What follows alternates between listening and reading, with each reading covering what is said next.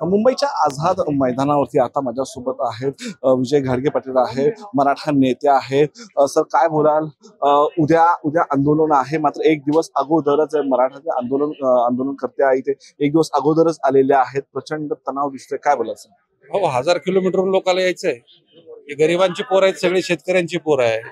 हजार हजार किलोमीटरहून यायला काही विमानानं आलेत काय?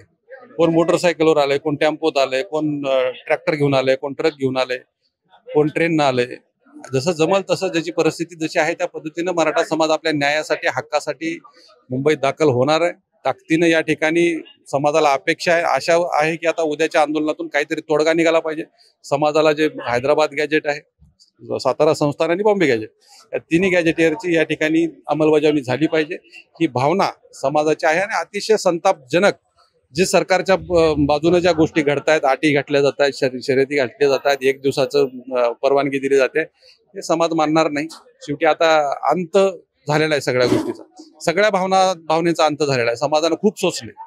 मनोज दादा जरांगे पाटलांनी अतिशय प्रामाणिकपणानं 2 वर्षापासून हे जे आंदोलन सुरू केलेलं आहे, आणि वेडा नाही समाज, एवढा ताकदीनं समाज उभा राहतो म्हणजे कुठेतरी आता न्यायाची अपेक्षा आणि अंतिम टप्प्यात आलेली लढाई आहे, आणि लढाई जिंकायची आणि न्याय घेऊन मुंबई सोडायची, ही भूमिका जरांगे पाटलाची आणि समाजाची झालेली आहे।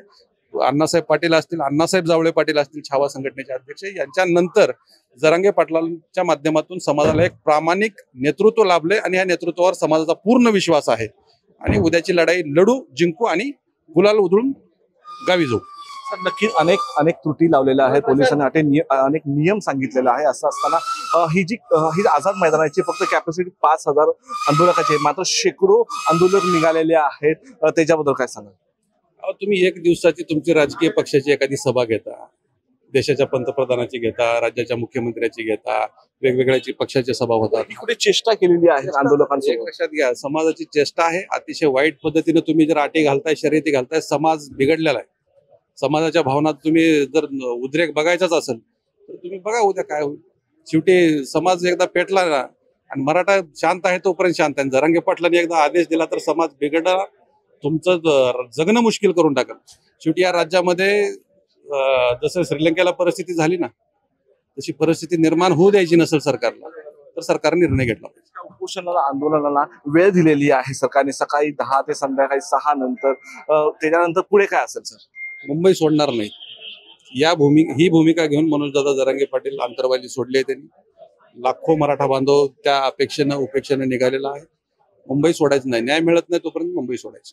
सर, आपण नेते आहात मराठा समाजाचे, काय बोलाल? आंदोलन म्हणजे हे जे आंदोलन करतात मराठा समाजासाठी, नेमकी काय आपल्याला आरक्षण कसं भेटेल, काय सांगाल तुम्ही? काय आता हैदराबाद गॅजेटियर, सातारा संस्थान आणि बॉम्बे गॅजेट, हे 3 गॅजेट लागू झाले पाहिजे, त्याची अंमलबजावणी झाली पाहिजे। अधिसूचना तुम्ही वाशीत काढली होती, त्याची अंमलबजावणी करा, एवढंच म्हणणं आहे।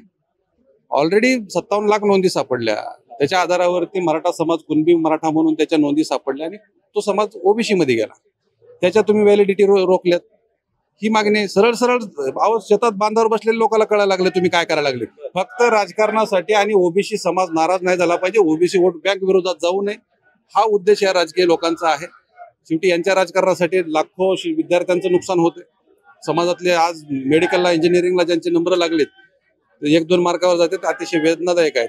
लोक आत्महत्या करायला लागलेत, फक्त यांच्या राजकारणासाठी, सत्तेसाठी चालले। इच्छाशक्ती असेल ना तर सगळंच होते, इच्छाशक्ती नाही। नक्की बघा, इच्छाशक्ती असेल तर नक्कीच आरक्षण भेटेल, असं विजय घाडगे पाटलांचं म्हणणं आहे। धीरज झलक, टॉप न्यूज मराठी, मुंबई।